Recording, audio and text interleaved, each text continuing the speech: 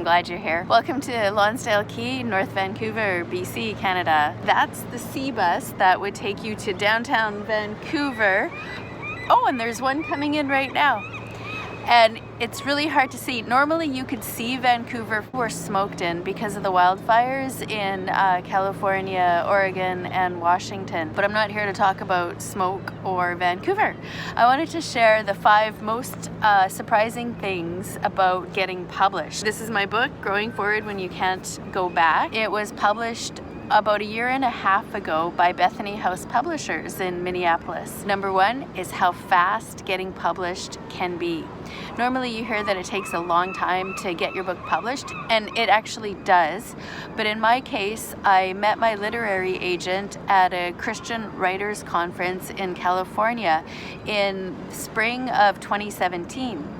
And we signed right away. In fact, I had multiple offers from multiple agents, and I chose this one particular agent. I gave her a book proposal. About 2 months later, she sent it on to a few publishers, and we had a book contract by the fall of that same year of 2017. So it only took about 4 months from signing on with an agent to getting a book contract, which is actually very fast in the traditional publishing world. So that was the first thing that surprised me. The second thing is that it actually took 10 years for it to happen that fast. There's that old saying that it took me 10 years to become an overnight success. I wrote a book called Unveiling Vancouver, an insider's guide to the jewel of the Pacific. I had a contract for that book from a publishing company on Vancouver Island. I decided to move back to Alberta and get my teaching degree. Publisher decided, you know what, if she's going to be in Alberta, she can't write and promote a book about Vancouver, so we're going to withdraw our offer of a contract. I lost that contract. That actually had nothing to do with Growing Forward itself, but that's part of the process or the journey of becoming a published author. The third thing that surprised me was that my agent didn't actually do anything to help me promote the book or market it or even come up with further book ideas or anything. After she sold the book, we got the contract, and that was it. She was done. I had met with her at a writing conference about 1 year later, and she just wanted to know how things were going, and we had a 10-minute meeting, and I said things were good, and that was it. I thought that agents, literary agents or managers, would stay with you for the length of your career, but it wasn't like that with my agent. And I still, of course, pay her commission on every copy that gets sold, but that just surprised me. I just thought having an agent would be different. And I know that every agent is different, every writer is different, every journey is different. So the fourth thing that surprised me since writing this book was how much I've changed since I wrote it. I've heard writers say that if they were to rewrite a book or if they were going to do it again, they would do it totally differently. I get it.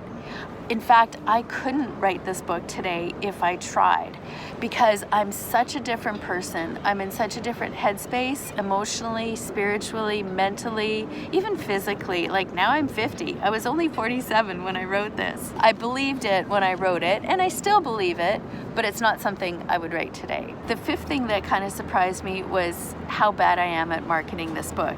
This book is about moving through loss, coping with change, dealing with grief, breakup, terrible diagnoses, deadly diseases. It's a very heavy topic. I actually don't want to stay in the contents of this book. This book it's actually quite uplifting and encouraging, but I found that when I was talking to readers, they would want to tell me their stories of grief and loss, and I want to hear it, but I couldn't stay in that place for very long, and that made me a very bad marketer of my own book. That kind of surprised me. I didn't realize how tied in you have to be as an author to your book in order to successfully market it. You really have to believe in it, and you have to live it and breathe it. I'm living and breathing the idea of growing forward when you can't go back. And now I'm actually growing forward with curiosity and confidence. That's really my thing, is growing forward, being curious about what's going to happen and having faith and confidence that whatever unfolds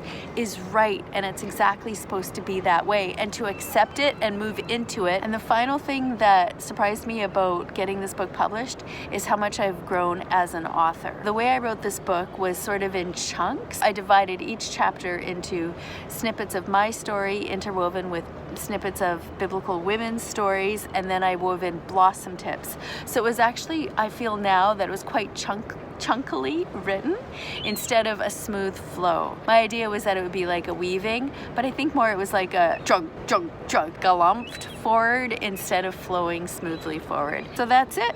Those are the most surprising things. If you have any questions or comments about what it's like to get published or write your own book, please feel free, ask below. Don't forget to subscribe. I always forget to ask people to subscribe to She Blossoms, and I'd love it if you joined me. So take good care of yourself, because you are worth taking good care of. Mwah.